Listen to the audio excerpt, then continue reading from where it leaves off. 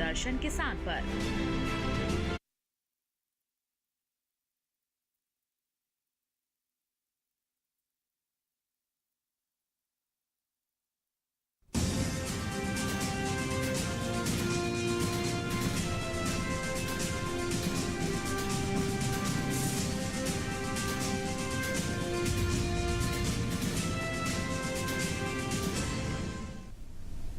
नमस्कार, किसान समाचार में आपका स्वागत है। मैं हूं रेशमा आपके साथ। आइए नजर डालते हैं इस वक्त की हेडलाइंस पर।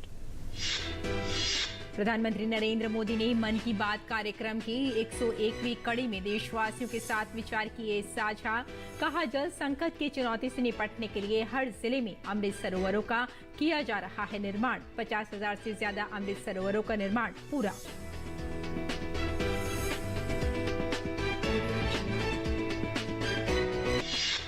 केंद्रीय भूमि संसाधन विभाग सचिव अजय तिर्की ने विश्व बैंक टीम के साथ रिवॉर्ड कार्यक्रम की समीक्षा। किसानों की अनुकूलता बढ़ाने के लिए राष्ट्रीय और राज्य संस्थानों की क्षमताओं को सुदृढ़ बनाना है रिवॉर्ड कार्यक्रम का उद्देश्य।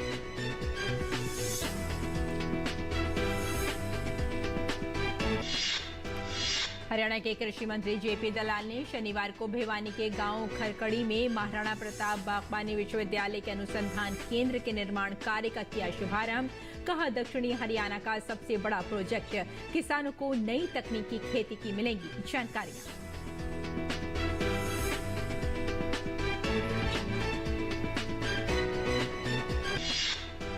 मौसम विभाग ने कहा, अरब सागर से नमी की वजह से उत्तर पश्चिमी भारत में मौसम रहेगा सुहाना। उत्तर पश्चिमी भारत में 5 दिन रहेगी आंधी तूफान। मौसम विभाग ने हरियाणा, उत्तर पूर्वी राजस्थान और उत्तर प्रदेश के लिए ऑरेंज अलर्ट किया जारी। उत्तर पूर्वी उत्तर प्रदेश में भारी बारिश की आशंका, अन्य इलाकों में आंधी तूफान की संभावना।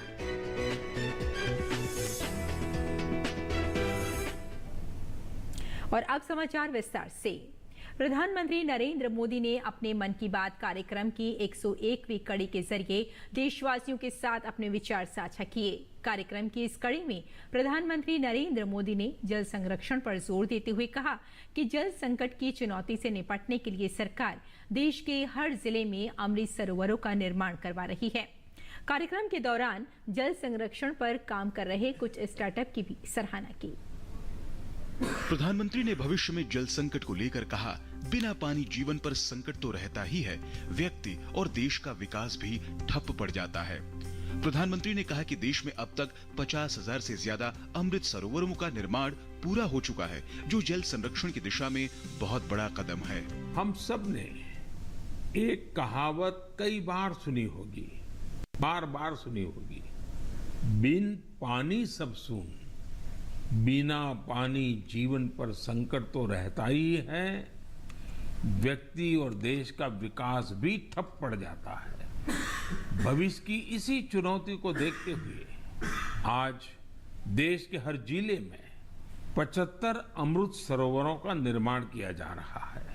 हमारे अमृत सरोवर इसलिए विशेष हैं क्योंकि ये आजादी के अमृत काल में बन रहे हैं और इसमें लोगों का अमृत प्रयास लगा है।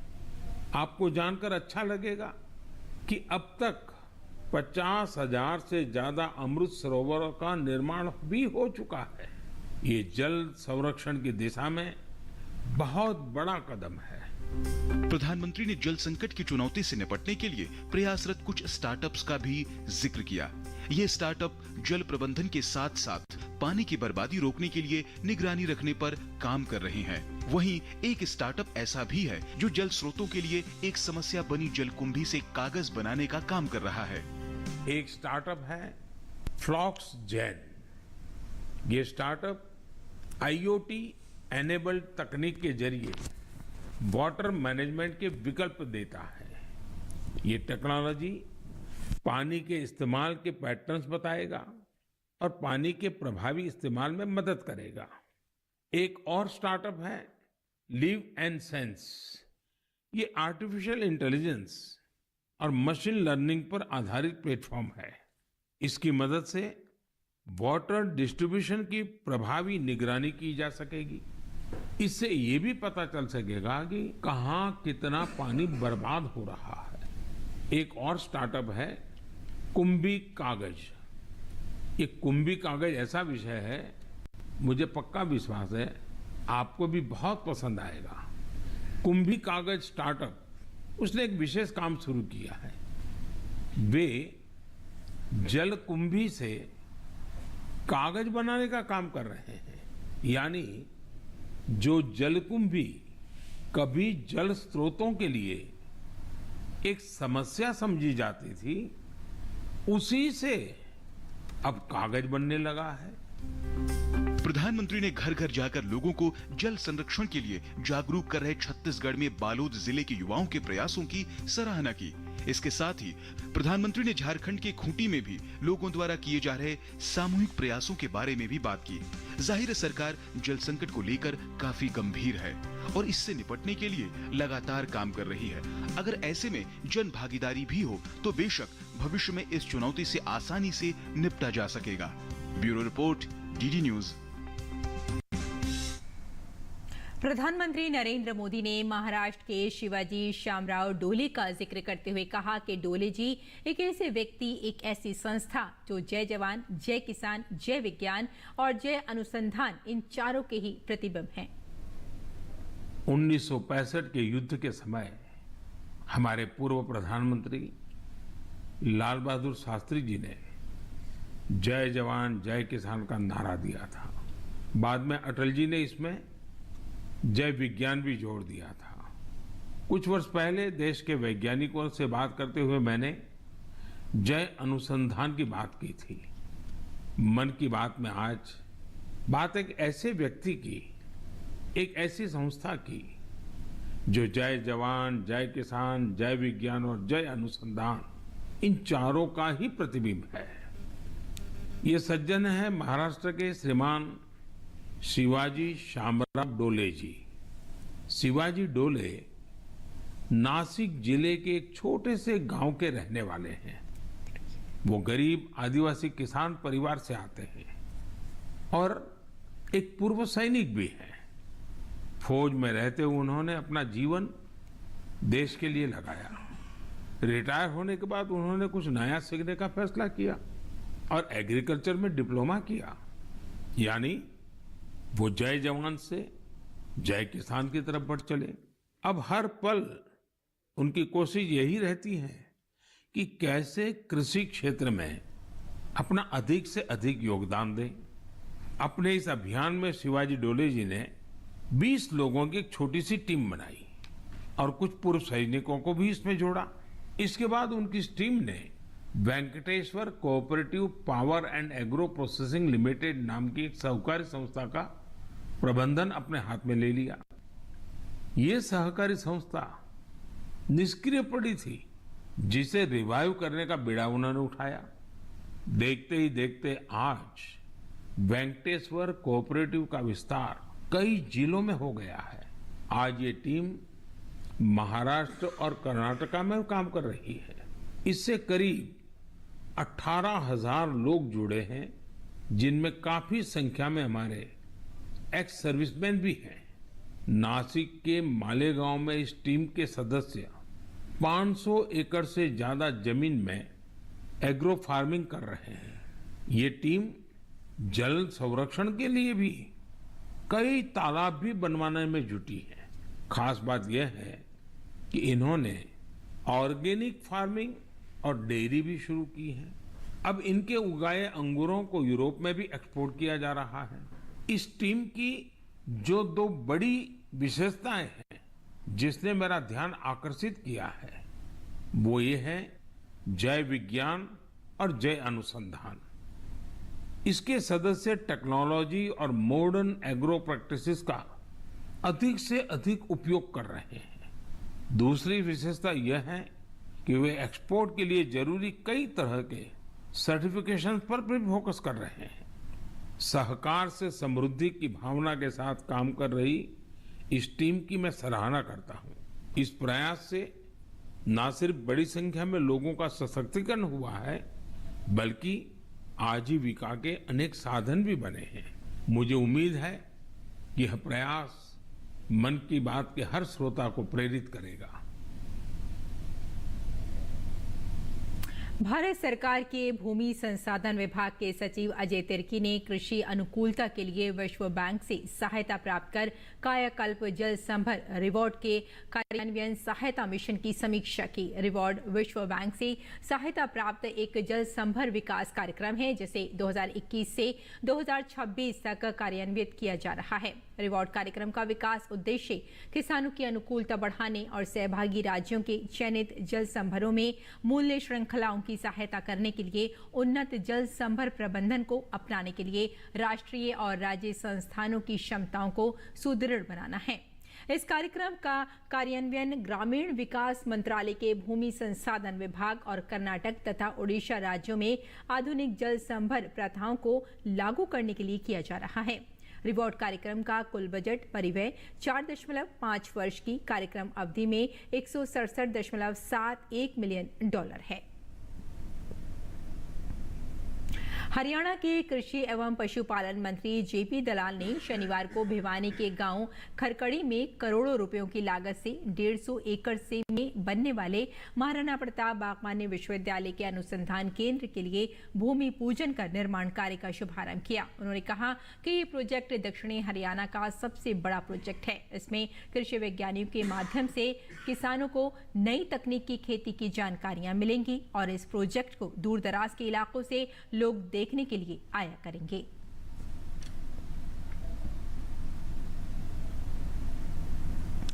मौसम विभाग में वैज्ञानिक डॉक्टर सोमा सेन राय ने कहा कि अरब सागर से नमी की वजह से उत्तर पश्चिमी भारत में ऐसा ही मौसम रहेगा। इसका प्रभाव अधिकतर उत्तर प्रदेश में रहेगा और उसके अगले दिन से इसमें कमी आएगी। उत्तर पश्चिमी भारत में 5 दिन आंधी तूफान रहेगा। दिल्ली में अगले 3 से 4 दिन आंधी तूफान की आशंका है। मौसम विभाग ने हरियाणा, उत्तर पूर्वी राजस्थान और उत्तर प्रदेश के लिए ऑरेंज अलर्ट जारी किया है। रविवार को उत्तर पूर्वी उत्तर प्रदेश में भारी बारिश की आशंका और अन्य इलाकों में आंधी तूफान की संभावना है।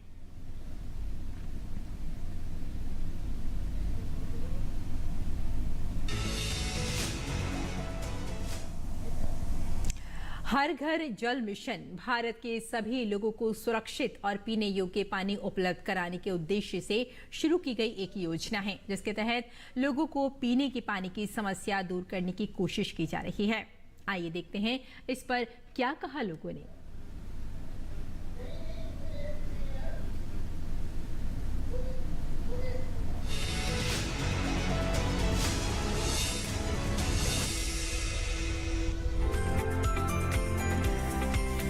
पहले नल नहीं था तो दिक्कत होता था, अभी घर घर पानी आने की सुविधा हो गई।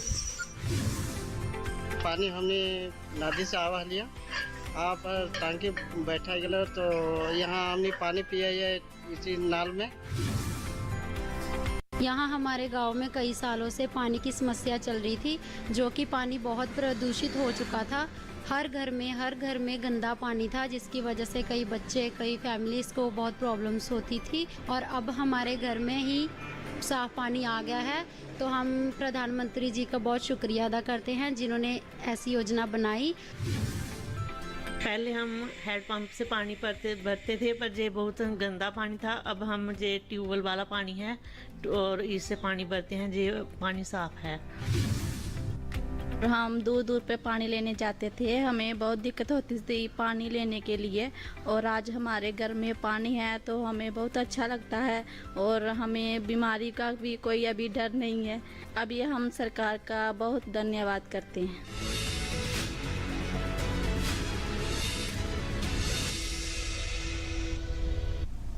पीएम उज्ज्वला योजना के 7 साल पूरे हो चुके हैं। प्रधानमंत्री नरेंद्र मोदी ने गरीब माताओं और बहनों को धुएं से मुक्ति दिलाने के उद्देश्य से मुफ्त एलपीजी कनेक्शन उपलब्ध कराए हैं। प्रधानमंत्री उज्ज्वला योजना के माध्यम से देश की एपीएल, बीपीएल तथा राशन कार्ड धारक महिलाओं को रसोई गैस उपलब्ध कराई जा रही है। इस स्कीम के तहत सरकार अभी तक 9.6 करोड़ गैस कनेक्शन मुहैया करा चुकी है।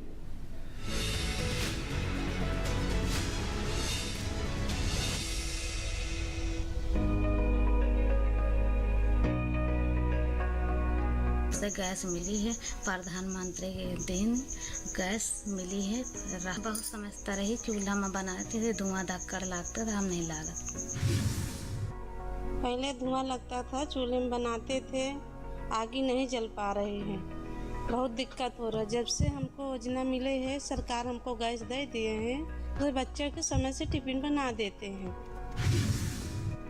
तमाम प्रकार की समस्याएं थी, जब से हमको ये योजना मिली है तब से बहुत हम लोगों का आराम है। प्रधानमंत्री जी हमारे नरेंद्र मोदी जो उज्ज्वला योजना गैस सिलेंडर सभी को प्रदान कर रहे हैं, इससे सभी लोग बहुत खुश हैं और ऐसे ही हमारे मोदी जी करते रहें।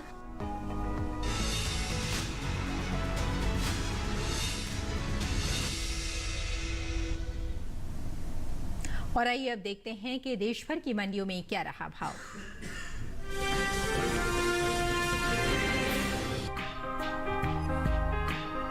कृषि उपज मंडियों में इन दिनों गेहूं की आवक खासी ज्यादा बनी हुई है। बात भाव की करें तो एगमार्क नेट के मुताबिक गुजरात की धौराजी मंडी में 26 मई को गेहूं का भाव था 2,240 रुपए। 27 मई को इसके सौदों में 40 रुपए की गिरावट आई और भाव 2,200 रुपए प्रति क्विंटल रह गया। गुजरात की ही राजकोट मंडी में 26 मई को गेहूं का भाव रहा 2,225 रुपए। 27 मई को इसमें 5 रुपए की नरमी आई और भाव 2,220 रुपए प्रति क्विंटल रह गया। उत्तर प्रदेश की हाथरस मंडी में भी गेहूं के सौदों में कमजोरी का सिलसिला जारी रहा। 26 मई को गेहूं का भाव रहा 2,300 रुपए, जो 27 मई को 20 रुपए गिरकर 2,280 रुपए रह गया। जबकि उत्तर प्रदेश की ही अलीगढ़ मंडी में शनिवार को गेहूं का भाव रहा 2,300 रुपए। 27 मई को 10 रुपए चढ़कर 2,310 रुपए प्रति क्विंटल इसका भाव दर्ज किया गया। गेहूं की उपज की बात करें तो इस साल देश में घरेलू स्तर पर गेहूं की पैदावार रिकॉर्ड स्तर पर जा सकती है, जिसका असर गेहूं की बाजार भाव पर पड़ता दिख सकता है। कृषि मंत्रालय की ओर से जारी तीसरे अग्रिम अनुमान के मुताबिक साल 2022-23 के दौरान देश में गेहूं की उपज 1,127.43 लाख टन हो सकती है, जो पिछले साल के उत्पादन की तुलना में 50.01 लाख टन अधिक है। बीते साल गेहूं की पैदावार 1,077.42 टन रही थी।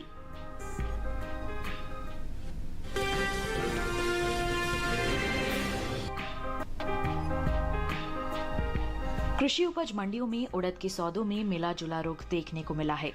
एगमार्क नेट के मुताबिक महाराष्ट्र की पुणे मंडी में 26 मई को उड़द का भाव था 8,100 रुपए। 27 मई को ये 250 रुपए चढ़कर 8,350 रुपए प्रति क्विंटल हो गया। जबकि उत्तर प्रदेश की कानपुर मंडी में 26 मई को उड़द का भाव 6,850 रुपए था, जो कि 27 मई को 100 रुपए बढ़कर 6,950 रुपए प्रति क्विंटल हो गया। राज्य की लखनऊ मंडी में 26 मई को उड़द का भाव 7,680 रुपए रहा। 27 मई को इसमें कोई बदलाव नहीं हुआ और भाव 7,680 रुपए प्रति क्विंटल पर ही बना रहा। वहीं गुजरात की राजकोट मंडी में इस दौरान उड़द के सौदों में नरमी के साथ कारोबार हुआ। यहां 26 मई इसका भाव 7,950 रुपए था। 27 मई को इसके सौदे 5 रुपए गिरकर 7,945 रुपए प्रति क्विंटल पर हुए। दूसरी ओर घरेलू स्तर पर इस साल इसकी रिकॉर्ड पैदावार हो सकती है। कृषि मंत्रालय की ओर से जारी तीसरे अग्रिम अनुमान के मुताबिक साल 2022-23 के दौरान उड़द की उपज 26.12 लाख टन रहेगी, जबकि साल 2021-22 में ये आंकड़ा 27.76 लाख टन था। यानी इस बार उड़द की उपज में 1.64 लाख टन की कमी का अनुमान है। बात दलहन की पैदावार की करें तो घरेलू स्तर पर इस साल कुल दलहन की रिकॉर्ड पैदावार होने का अनुमान जताया गया है। कृषि मंत्रालय के तीसरे अग्रिम अनुमान के मुताबिक देश में साल 2022-23 के दौरान कुल दलहन की पैदावार 275,04,000 टन होने की उम्मीद है, जो पिछले के 273,02,000 टन की तुलना में 2.02 लाख टन और पिछले 5 वर्षों की तुलना में 31.54 लाख टन अधिक है।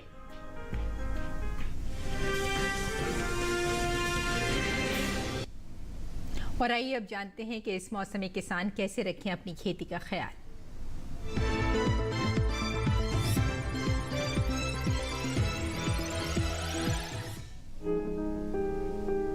अरुणाचल प्रदेश में इस समय बारिश की संभावना को देखते हुए किसान मक्का, लोबिया और भिंडी की बुआई का काम फिलहाल टाल दें। इसके साथ ही यहाँ जिन खेतों में बुआई हो चुकी है उन खेतों से पानी निकालने की उचित व्यवस्था कर लें। अरुणाचल प्रदेश में ही इस समय किसी प्रकार का छिड़काव भी ना करें। वहीं असम के पहाड़ी इलाकों में बोरो धान में निराई गुड़ाई करें। इसके अलावा उड़द की बुआई के लिए खेत तैयार करें। असम के निचली ब्रह्मपुत्र घाटी इलाके में जूट की बुआई करते रहें। ऊपरी ब्रह्मपुत्र घाटी इलाके के किसान अहू धान की नर्सरी लगाते रहें। यहीं मक्के की बुआई भी कर लें। बराक घाटी इलाके के किसान धान की रोपाई के 20 और 40 दिनों के बाद निराई गुड़ाई करें। इसके साथ ही यहाँ गन्ना, केला, अदरक और हल्दी की रोपाई करें। यहीं मक्के की बुआई के लिए खेत तैयार करें। उत्तरी असम के मैदानी इलाकों में मूंग और उड़द की बुआई के लिए समय उपयुक्त है। मेघालय के किसान इस समय टमाटर और शिमला मिर्च की रोपाई करते रहें। यहीं इस समय स्ट्रॉबेरी की तुड़ाई और अनानास की कटाई करते रहें।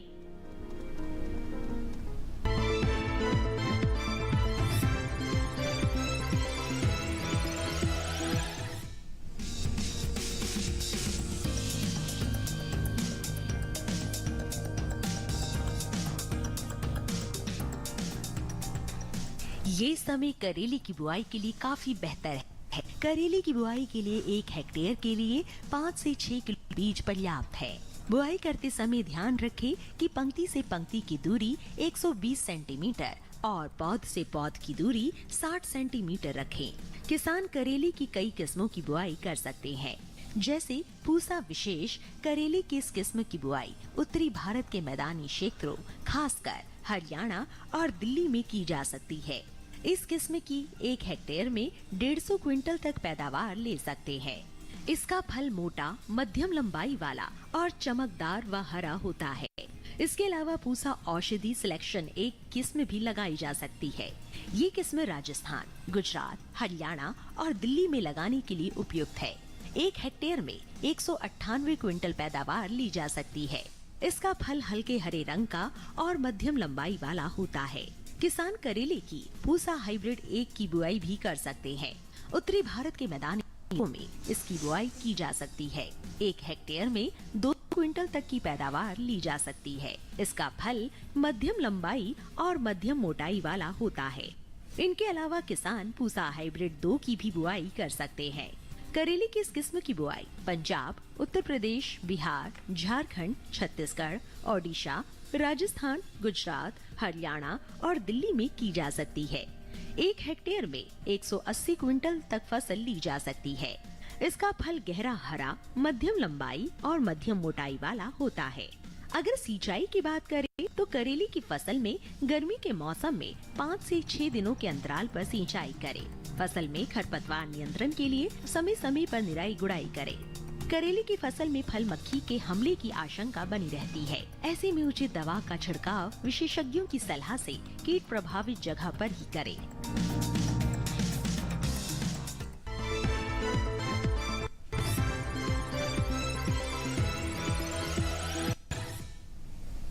और खेती किसानी के साथ साथ आइए नजर डाल लेते हैं कुछ और महत्वपूर्ण खबरों पर। खास खबर में देश को लोकतंत्र का नया मंदिर मिल गया है। नया संसद भवन राष्ट्र को समर्पित किया गया है। नए भवन में लोकसभा में 888 और राज्यसभा में 384 सदस्यों के बैठने की व्यवस्था है। उद्घाटन समारोह की शुरुआत हवन और पूजन से हुई। इस दौरान पूरे वातावरण में मंत्रों की आवाज गूंजती रही। हवन पूजन के बाद तमिलनाडु के मठों से आए अधिनम संतों ने पीएम मोदी को सेंगोल सौंपा। उन्होंने संतों से आशीर्वाद लेकर नंगे पैर पूरी श्रद्धा के साथ हाथों में सेंगोल लेकर पीएम संसद भवन के अंदर गए और स्पीकर की कुर्सी के पास विधि विधान के साथ इसकी स्थापना की। सेंगोल की स्थापना के बाद प्रधानमंत्री मोदी ने नए संसद भवन का उद्घाटन किया। उद्घाटन के बाद नए संसद भवन में सर्वधर्म प्रार्थना की गई। प्रधानमंत्री नरेंद्र मोदी ने नए संसद भवन के उद्घाटन के बाद भवन के निर्माण में काम करने वाले श्रमिकों को सम्मानित किया। लोकसभा अध्यक्ष ओम बिरला ने अपना वीडियो साझा कर कहा कि संसद का ये नवनिर्मित भवन हमारे महान लोकतंत्र का जीवंत प्रतीक है, जो नए और मजबूत भारत की तस्वीर बनेगा।